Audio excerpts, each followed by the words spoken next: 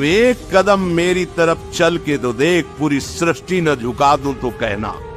भगवान की वजह, एक कदम तो चल के देख मेरी तरफ। बाहर से दौड़ने वाला कोई वीर नहीं कहा जाता, अंदर तो आप वहीं बैठे हुए हो, शरीर में, उस शरीर संबंधियों में, शरीर भोगों में एक कदम कहां चले। अंदर की बात है कि आपको ये मदाश्रया अंतिम सांस तक हो जाए तो परम पद भी मिल जाएगी। बहुत बार बता चुके, फिर समझ लीजिए, मदाश्रया सीधे भगवत प्राप्ति।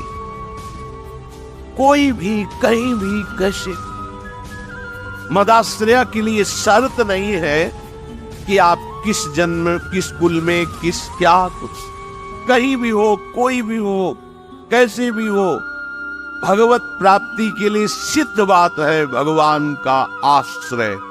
अब जीव आश्रय लेना भी नहीं जानता, इसीलिए सत्संग भगवान देते हैं, साधु महात्माओं का संग देते हैं, जिससे तुम्हारी बुद्धि पवित्र हो और तुम भगवान का आश्रय लो। जो संत जन होते हैं वो मदाश्रया भगवद आश्रय, ऐसे चमत्कार जीवन में प्रकट होते हैं जो भगवद आश्रय, तपस्या और साधन, ये सब एक तरफ, ये बीच में ऐसे रकील खींचिए, एक तरफ मदाश्रया, एक तरफ जिस क्षण आश्रय लिया उसी क्षण से आपकी समानता करने वाला कोई नहीं रह गया।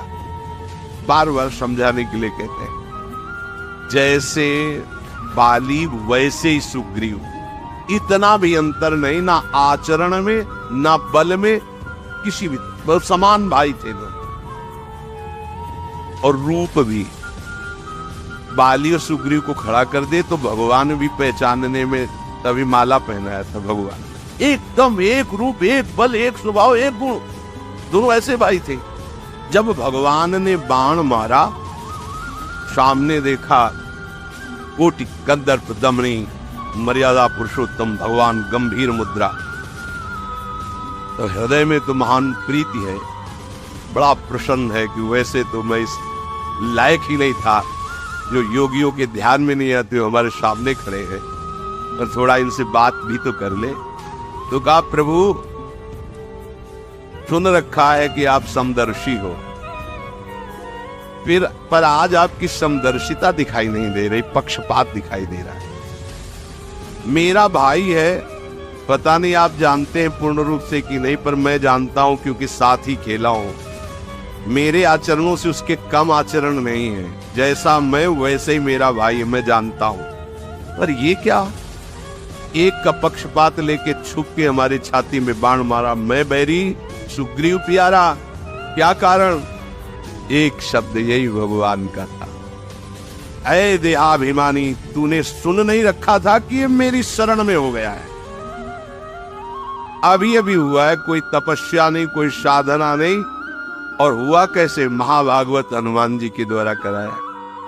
बस ये मदाश्रया शब्द बहुत बड़ा है, बहुत बड़ा, बस इसका परिचय नहीं मिल पाता है। ये कैसे हो ऐसा लगता है। हाँ, अब क्या करूं? तब साधन बताया जाता है, करो, क्योंकि तुम्हारा करने में राग है। जब करते करते हार जाओगे तब फिर यही शब्द बताया जाएगा, मदाश्रया, हो जाओ भगवान के आश्रित। बहुत बड़ा बल है आश्रय, और कहीं प्यारी जू के चरणों का आश्रय। ये तो जब लालजू श्री हरि अत्यंत प्रसन्न होते हैं तब ये बात मिलती है। लाल रंगीलो गाइए ताते प्रीति रंगीली पाई, प्यारी प्यारी। यहाँ ये सब हिसाब किताब में, अलबेली सरकार। मदाश्रया, जो संत जन होते हैं मदाश्रित होते, कैसा मस्ती है, कैसी मस्ती है नरसिंह मेहता जी के जीवन में मदाश्रया की। देखो ना, कितनी बार भगवान स्वयं उनके सांसारिक कार्य करते पाए गए। कितना मदाश्रित है त्रिलोचन जी, भगवान नौकर बले दिए। ये मदाश्रया का स्वाद ही कुछ अलग, एक तरफ साधनाएं है, सिद्धांत है, और एक तरफ मदाश्रया है, भगवद आश्रय। जितने भी बड़े महापुरुषों के चरित्र पाए गए उनमें आस बात देखी गई, भगवद आश्रय। कैसे कैसे घर में दरवाजा खिड़की भी नहीं रह गए, साधु सेवा में बेच बेच के खवा दिया। पीपाजी सीता सेचरी आई, कुछ सेवा के लिए नहीं, एक वस्त्र पतली पहले वो भी उतार के बेच करके साधु सेवा में।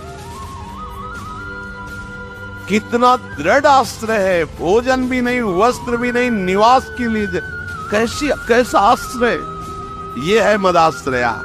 मदाश्रया का कभी भी किसी भी तरह से पतन नहीं हो सकता। नामे भक्ता प्रणश्य, भगवान के वचन है, नामे भक्ता प्रणश्य, ऐसा मेरा भक्त। अब ये नहीं है कि ये कोई बाहरी क्रिया का वर्णन, ये हृदय का विषय है। हृदय से भगवद आश्रित हो गया, ये अंतिम बात है। आत्मसम, हृदय से भगवान की प्रियालाल के आश्रित हो जाओ। ये सब जितनी भी साधनाएं हैं, ये सब यही लाने के लिए है, अहंकार असाधनों का नाश करने के लिए। लेकिन मदाश्रया, सीधे भगवान को अधीन करने वाली बात।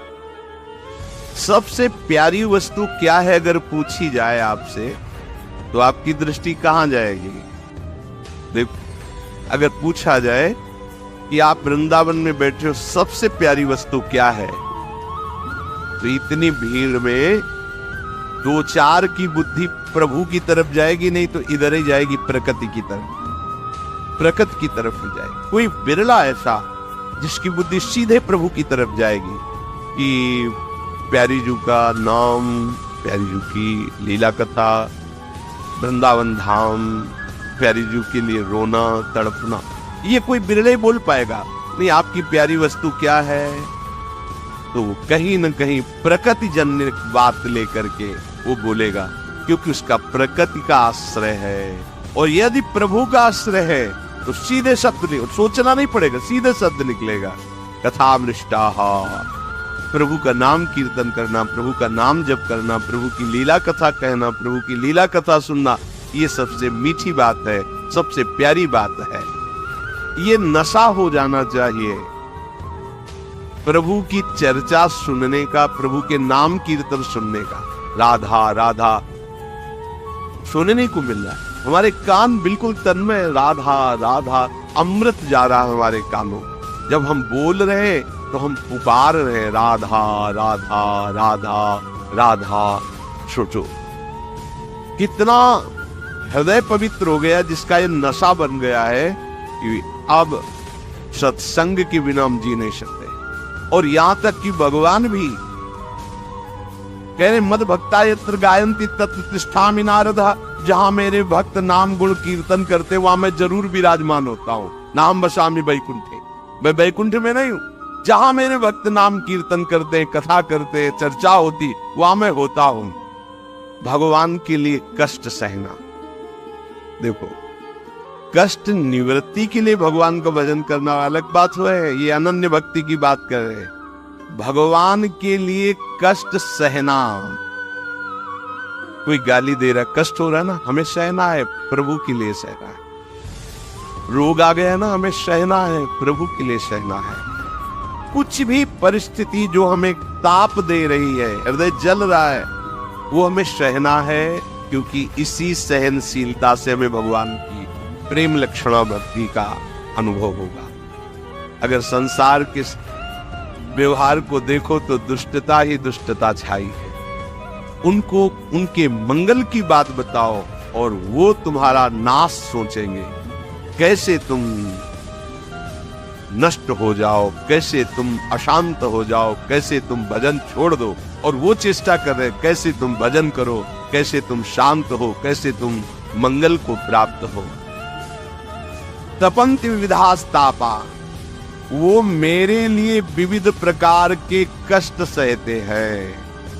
क्यों? ये कष्ट सहना तो बहुत ही कठिन बात है। बोले नहीं, नैतान मदगत चेतसा, जो मेरे में मन लगाए हुए उनको कष्ट सहना कोई बड़ी बात